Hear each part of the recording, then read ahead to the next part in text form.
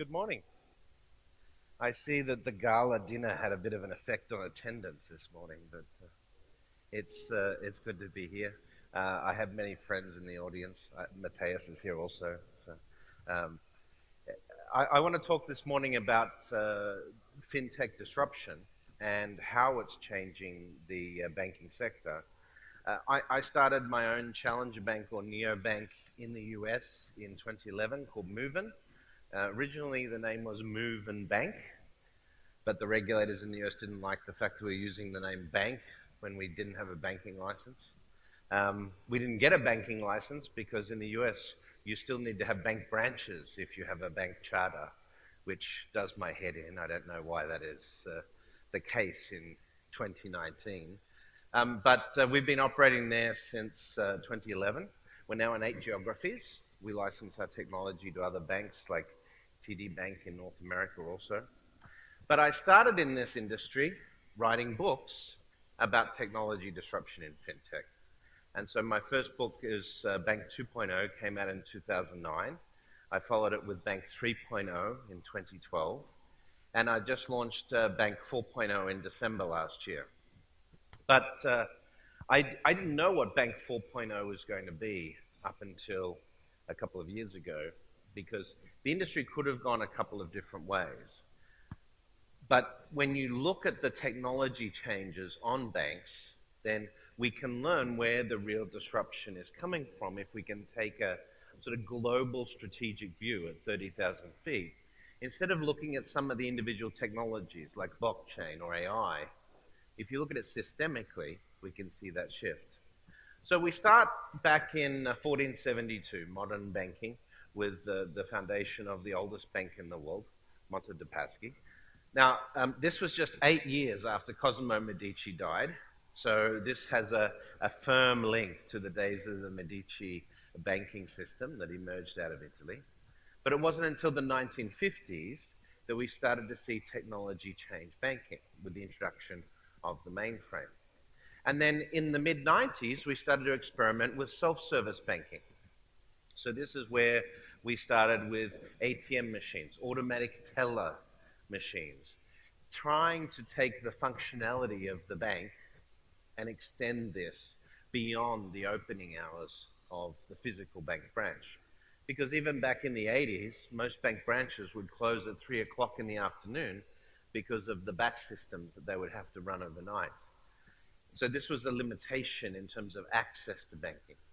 Then we had telephone banking, banks like First Direct in the UK that built off the back of this. And then finally, the internet emerged in the mid-90s, commercial internet, for giving access to banking. But the real change didn't happen until the emergence of the smartphone in 2007. Because this gave us pause in respect to the business model of banking, thinking, how do we best design a bank for the mobile phone? And the realization started to occur that we could do things on a phone you could never do in a bank branch. For example, you could give a customer their bank balance in real time as they were transacting, out in the real world.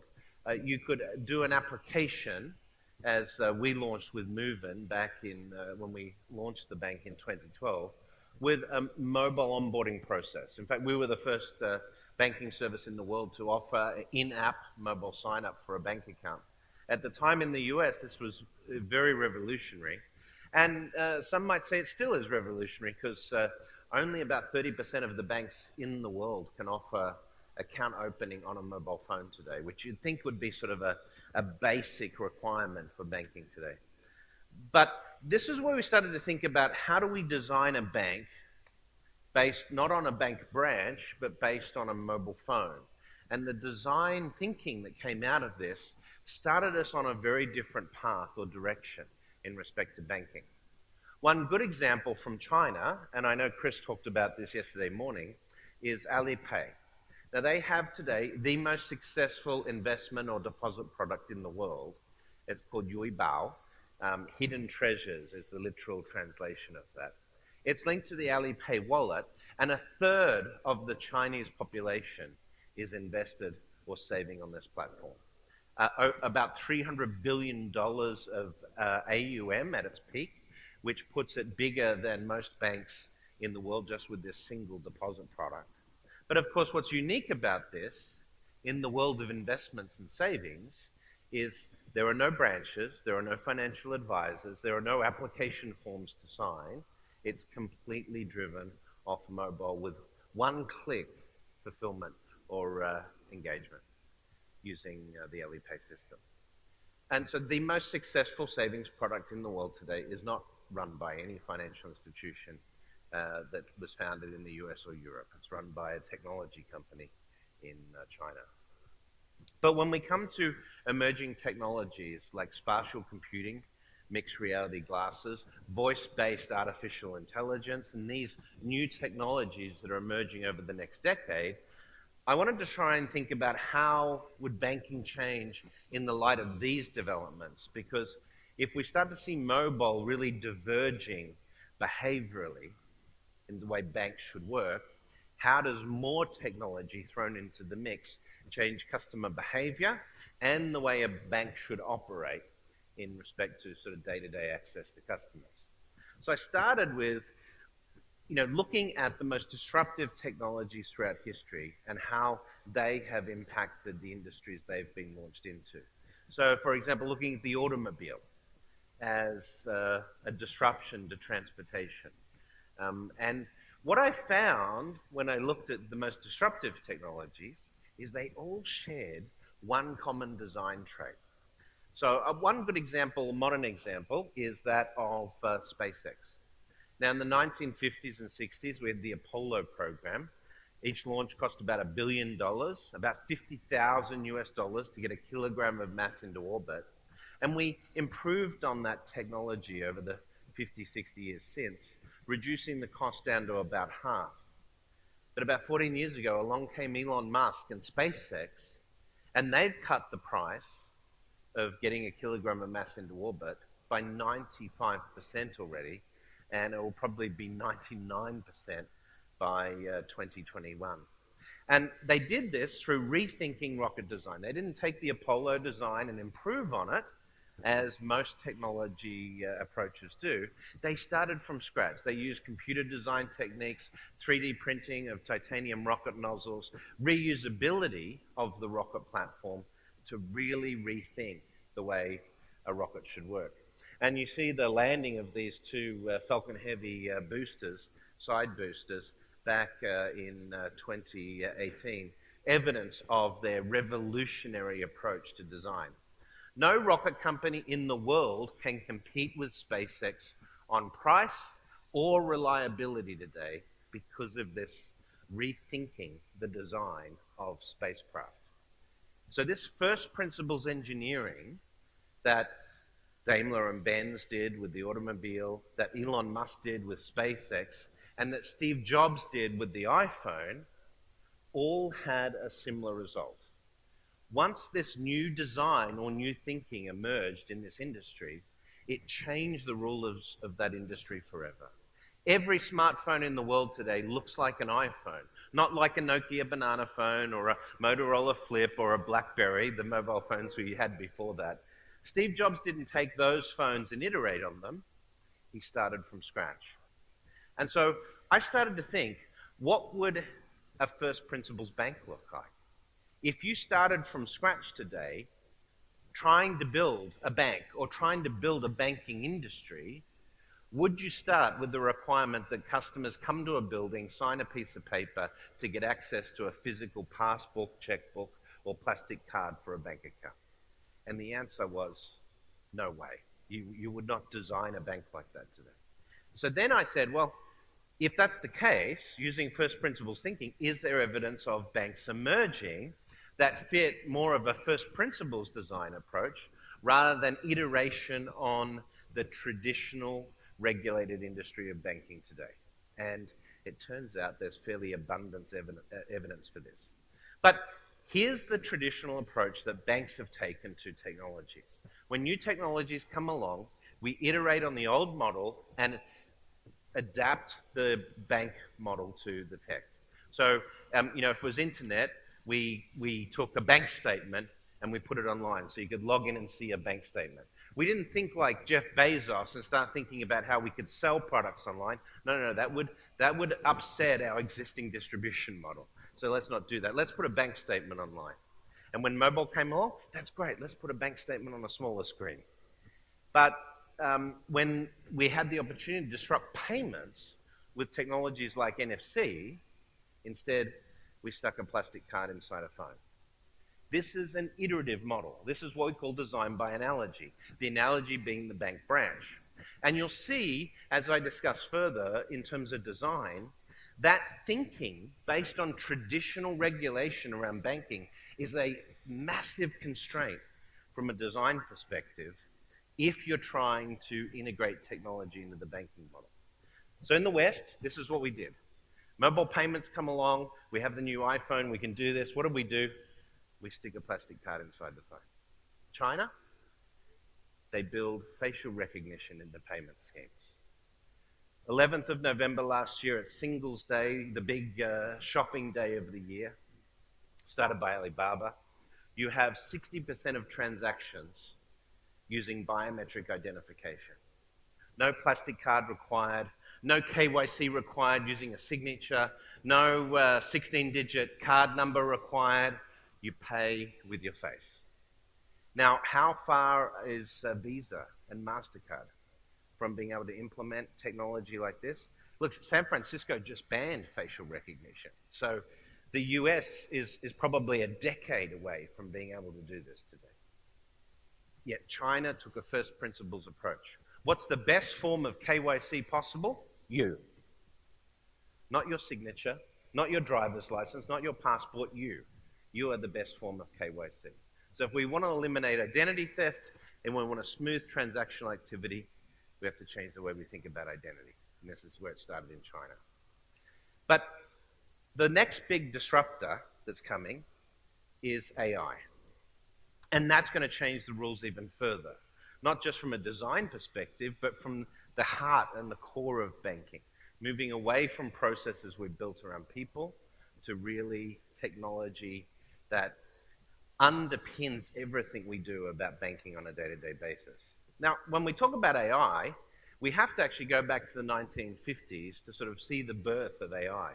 So this was the first attempt to create logic or human behavior in a machine. It was the Bomber Turing machine built during the Second World War.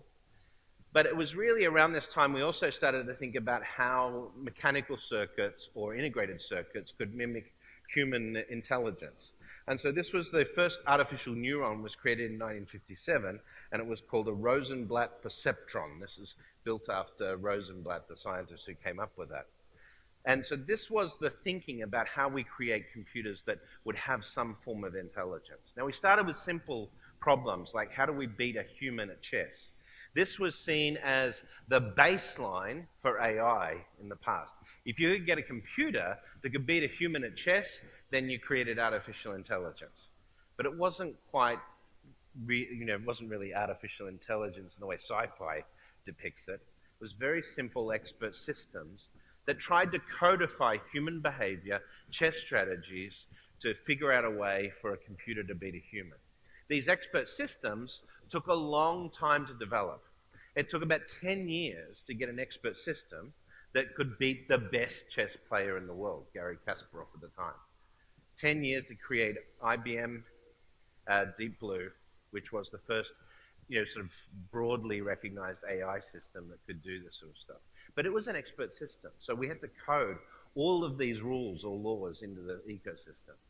In 1997, we started to think about these AI very differently. So we started to think about neural nets, bringing back the thought of perceptrons and the way the human brain works and try to codify that.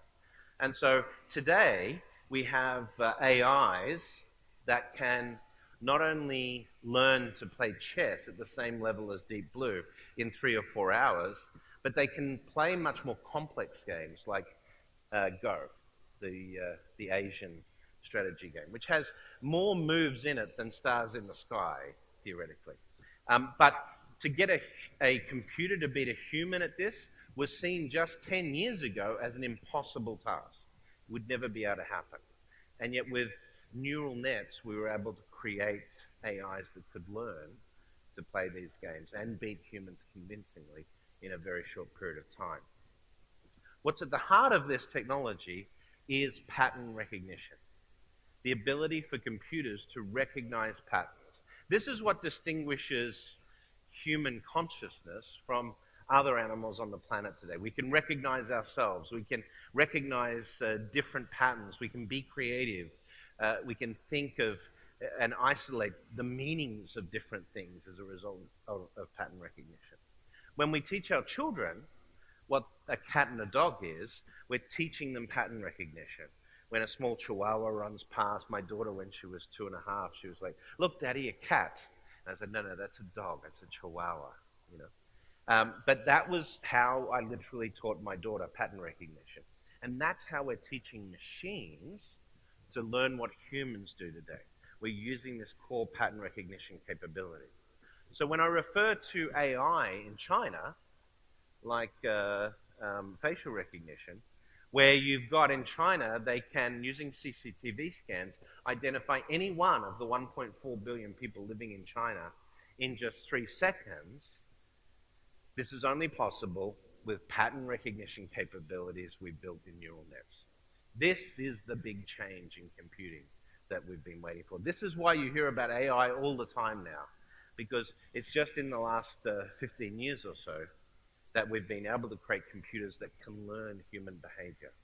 So it takes about 3,000 instances of a problem watching human behavior for a computer to be able to mimic a human in respect to that behavior. Take playing chess, or say take looking at a X-ray for diagnosis, or fMRI readout for diagnosis.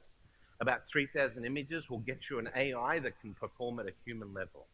You up that to 300,000 images, and you have an AI that is better at performing that task than any human in the world. And that's the world that we face today. So to put it in perspective for banks, let's think about it like these self-driving cars we're hearing about. Now, level 5 autonomy in self-driving cars, when a car can completely drive itself, we're still a few years away from that. Some people thought we might get there by 2021. Now we're thinking 2024, 2025 for that level of automation. But how it works is we have these cameras, ultrasonic sensors, we have laser-based radar, we call it LiDAR. All of that information captures about 1,000 times what a human driver can see when they're driving a vehicle. 1,000 times more information. It's got dedicated AI chips inside that autonomous vehicle that can process those signals much faster than the human brain, in half the time of your neocortex. So statistically speaking, no human will be able to drive as well as an autonomous vehicle sometime in the future because of information asymmetry. The computer inside that car has more data to make a driving decision than a human driver could ever absorb and process. And that's the biggest threat to financial services in countries like Luxembourg today. The advisory business in financial services is built off information asymmetry, that a private banker or an insurance advisor, a wealth manager, knows more about asset classes and investment than you do.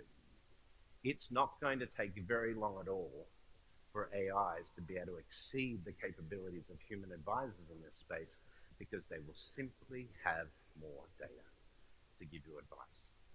That's why AIs will beat humans in the advice. And it's not just private banking, it's also going to be in medical fields, in legal fields, in tax advice and accounting.